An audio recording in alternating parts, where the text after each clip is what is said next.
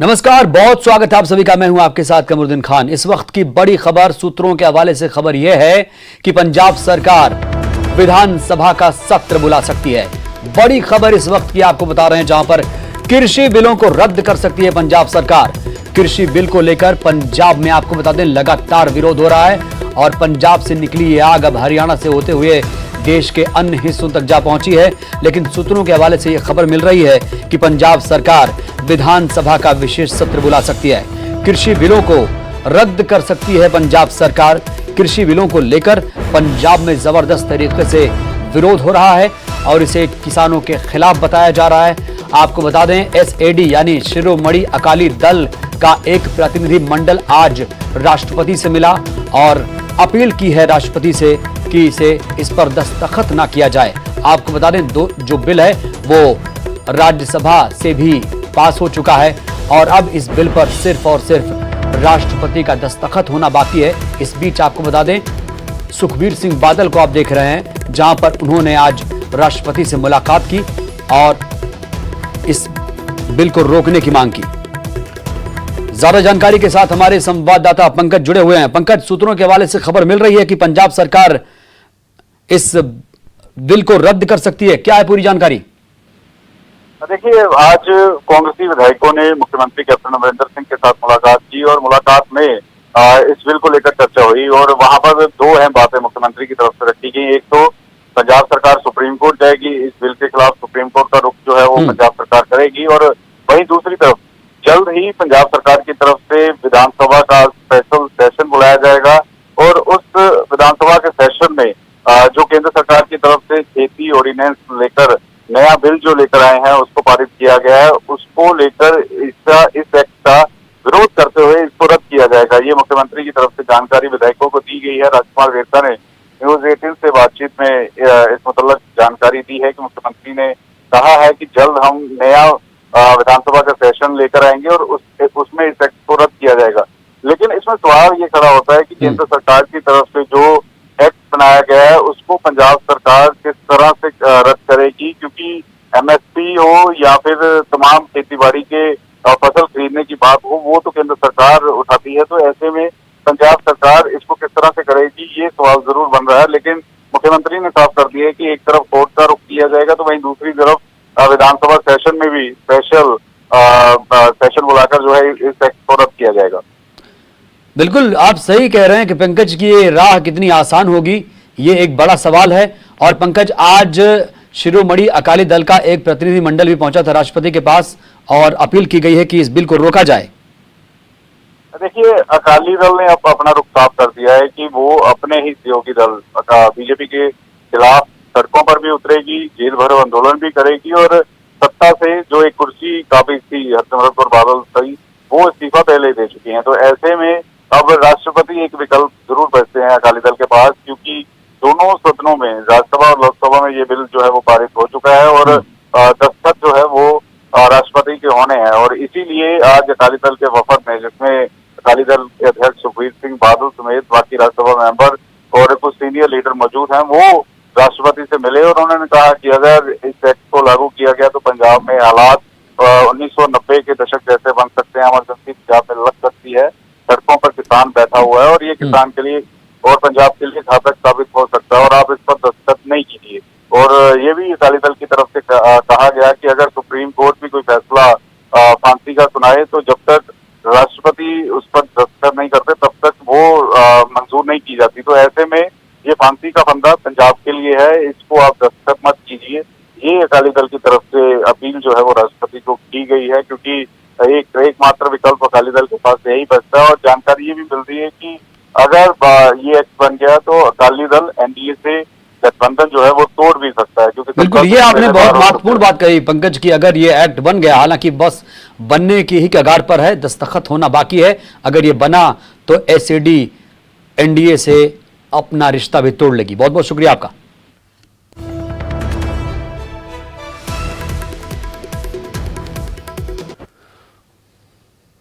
और हरियाणा के भिवानी से खबर, जहां पर टीचर्स और पुलिस में टकराव की स्थिति देखने को मिली। बर्खास्त पीटीआई टीचर्स का जोरदार प्रदर्शन यहां पर देखने को मिला।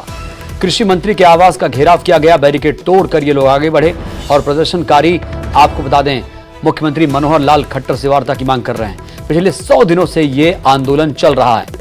भिवानी की ये तस्वीरें आप देख पा रहे हैं किस तरीके से यहां पर प्रदर्शन हो रहा है और लगातार एक टकराव की स्थिति यहां पर बनी है, जिसे समझाने की कोशिश पुलिस की तरफ से भी की गई, लेकिन प्रदर्शनकारी माने नहीं।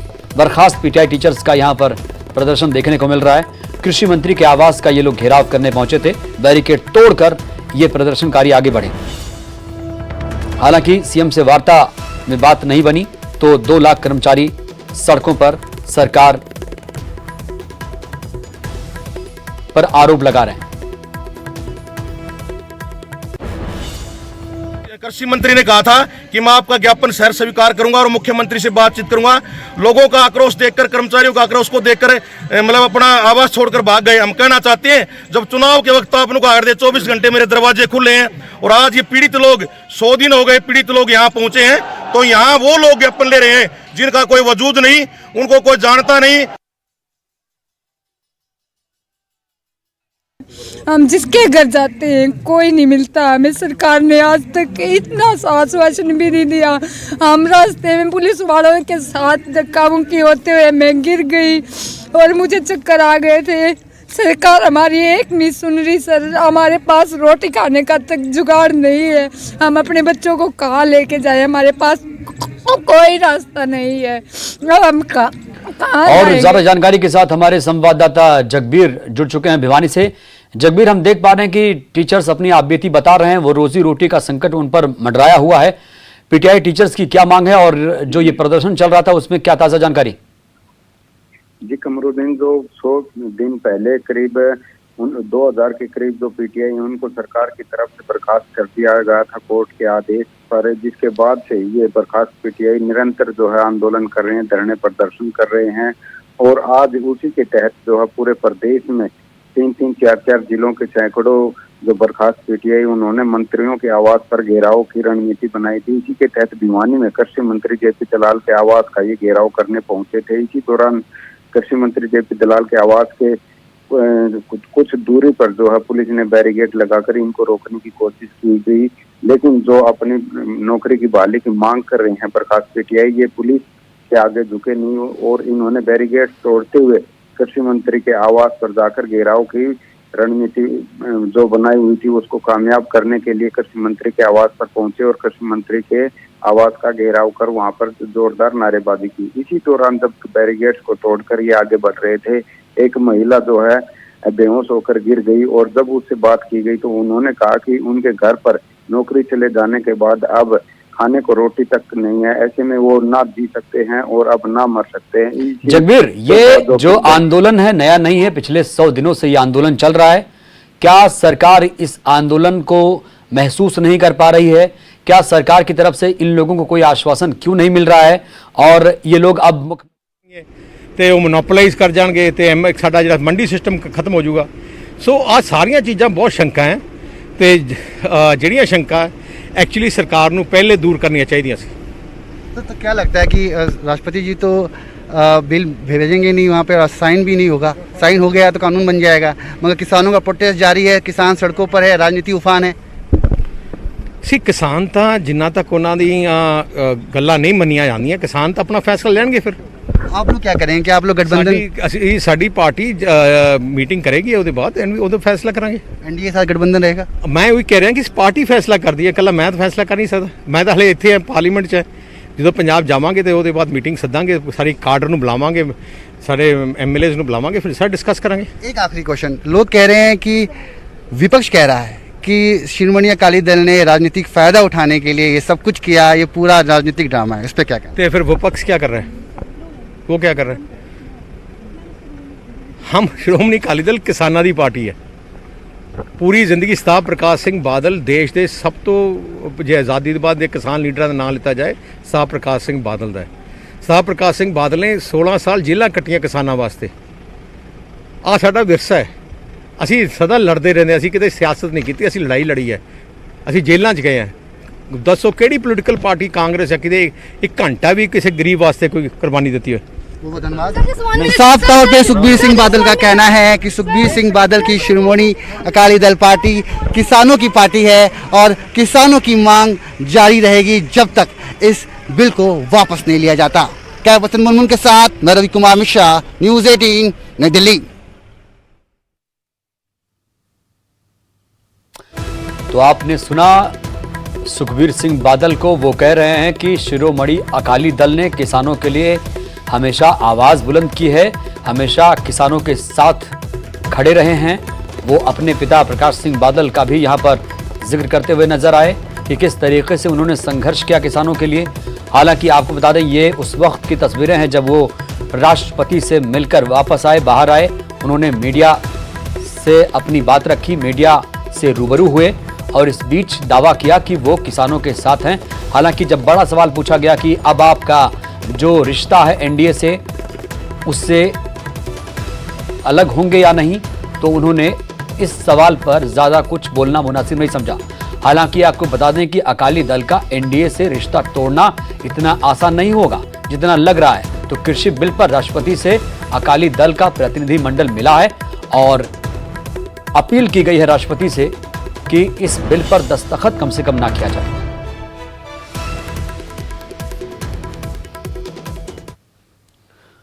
खबर हरियाणा से, जहां पर हरसिमरत कौर के इस्तीफे पर बीजेपी ने चुप्पी तोड़ दी। हरियाणा बीजेपी अध्यक्ष ओपी धनखड़ ने निशाना साधा। बादलों ने भी कैप्टन के कुएं का पानी पिया, ये बड़ा आरोप धनखड़ की तरफ से। सीएम मनोहर लाल खट्टर के सामने ही बोले ओपी धनखड़ और धनखड़ के हरसिमरत वाले बयान पर आपको बता दें सीएम ने भी चुटकी ली। तो आप बादल साहब की बात कर रहे थे, उसका जवाब यह है कि पुराने जमाने में एक रियासत थी, 2 कुएं थे, एक का पानी राजा पीता था, एक का प्रजा पीती थी। प्रजा के कुएं में कुछ डाल गया कोई, प्रजा खिलाफ हो गई राजा के। उसने वजीर से पूछा क्या करें, बोले अपन भी उसी कुएं का पानी पी लेते हैं। तो कैप्टन वाले कुएं का पानी पी गए वो ताकि जनता खुश हो जाए। तो वो कैप्टन वाले कुएं का पानी पी गए। इस माहौल में ये तो देखिए, ये झूठ और सत्य की लड़ाई है। जो वहीं खरीद शुरू होगी सत्य सामने आ जाएगा। और बात फसल खरीदी की, जहां इसको लेकर मुख्यमंत्री मनोहर लाल खट्टर बैठक लेंगे। डिप्टी सीएम दुष्यंत चौटाला भी बैठक में मौजूद रहेंगे। खाद्य आपूर्ति विभाग के अधिकारियों के साथ चर्चा करेंगे। राइस मिलर्स और आढ़ती भी बैठक में शामिल होंगे। फसल की खरीद प्रक्रिया और पेमेंट को लेकर चर्चा होगी। तो किसान संगठनों को कांग्रेस ने समर्थन दिया है। हुड्डा बोले हैं कि ये बिल किसानों के खिलाफ है, उसके हित में नहीं है। बीजेपी सरकार किसान विरोधी है। पूर्व मुख्यमंत्री भूपेंद्र सिंह हुड्डा का यह बड़ा बयान।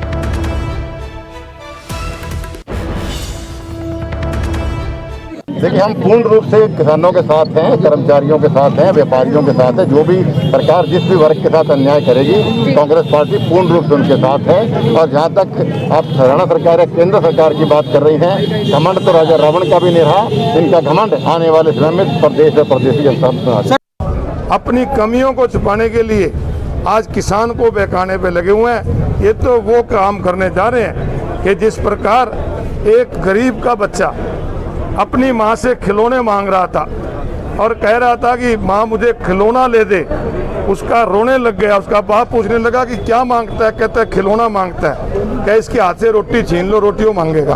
तो केवल और केवल रोटी पे सीमित रखना चाहते हैं, लोगों को मारने का काम कर रहे हैं। इसके खिलाफ कांग्रेस पार्टी सड़कों पे है और आखिर तक सड़कों पे रहकर इस बिल को वापस करवाने का काम। 25 तारीख सिरसा का लालबत्ती चौक है और यहाँ पर कांग्रेस के जो नेता हैं उनकी तरफ से विरोध प्रदर्शन किया है।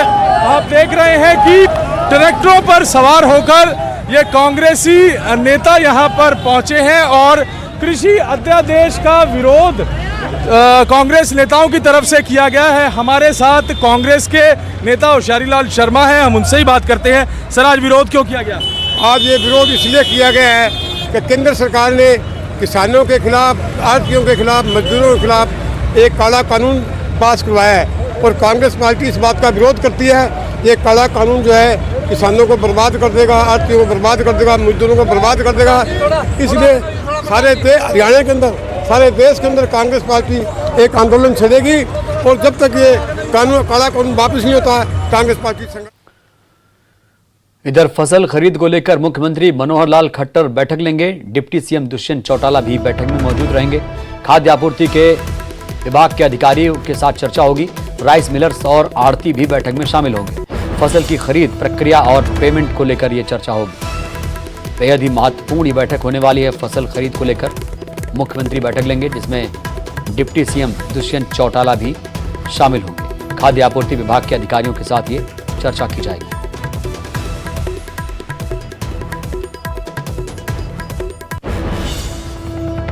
बुलेटिन में वक्त एक छोटे से ब्रेक का।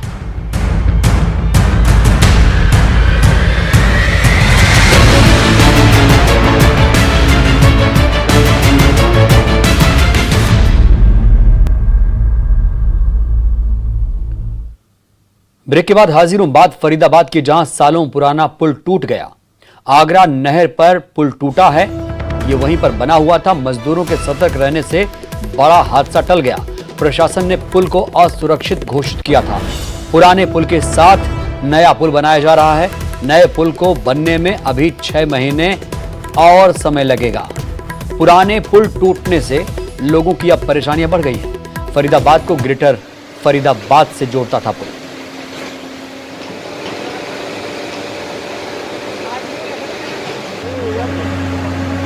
पब्लिक हमने हटा दे। जैसे इसका मसाला छूटना शुरू हुआ था, हम यहीं खड़े थे नीचे ही, तो एहसास हुआ मगर ये पुल गिरेगा तुरंत। तो मैंने अपने यहाँ लेबर वाले काम करे थे, मैंने उनको भेज के उधर इधर दोनों तरफ जो आदमी थे वो हटवा कर वहीं रुकवा दिए। 5 मिनट में ये गिर गया। तो ये तस्वीरें आप देख पा रहे हैं किस तरीके से ये जर्जर पुल अब भरभरा कर गिर चुका है। हालांकि इसके समानांतर एक और पुल बनाया जा रहा है और कहा जा रहा है कि अब जो नया पुल है वो अभी 6 महीने बाद तैयार होगा। लेकिन ये आप देख पा रहे हैं लापरवाही की तस्वीरें और किस तरीके से ये पुल टूटा है। हालांकि प्रशासन ने इस पुल को पहले ही असुरक्षित घोषित किया हुआ था और जो नया पुल बन रहा है उसमें अभी 6 महीने का समय और लगेगा। तो फरीदाबाद की तस्वीरें आपके सामने, न्यूज़ 18 की एक्सक्लूसिव तस्वीरें, जहां पर सालों पुराना पुल टूटा है। मजदूरों के सतर्क रहने से बड़ा हादसा यहां पर टला है, नहीं तो कोई बड़ी अनहोनी यहां हो सकती थी। और आपको याद दिला दें कि आगरा नहर पर ये पुल टूटा है। आगरा नहर पर बना पुल टूटा है। फरीदाबाद को ग्रेटर फरीदाबाद से जोड़ता था पुल। और बात हरियाणा के मेवात की, जहां रोडवेज की बस दुर्घटनाग्रस्त हो गई। बाइक को बचाने के चक्कर में हादसा हुआ। सड़क किनारे पुलिया पर अटकी है बस। हादसे में 40 यात्री घायल हैं, ड्राइवर को भी चोट आई है। तो ये देखिए किस तरीके से ये बस अटकी हुई है। तस्वीरों में आप साफ तौर पर देख सकते हैं सड़क किनारे पुलिया पर ये बस अटकी हुई है। मेवात की तस्वीरें आप देख पा रहे हैं, जहां पर हादसे में 40 यात्री घायल हैं, ड्राइवर को भी चोट आई।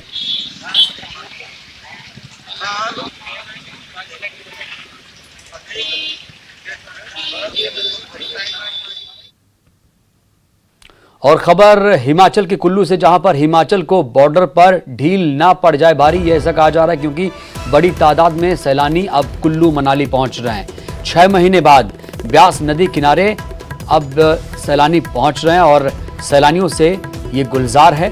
कोरोना के खतरे के बीच हालांकि सावधानी बरतने के दावे किए जा रहे हैं, लेकिन खतरा ज्यादा बड़ा है। हिमाचल के बॉर्डर पर आपको बता दें ढील कहीं ना कहीं भारी पड़ती हुई दिख रही है, क्योंकि अब सैलानी यहाँ पर देखिए किस तरीके से राफ्टिंग कर रहे हैं और यहाँ पर लापरवाही भी देखी जा रही है।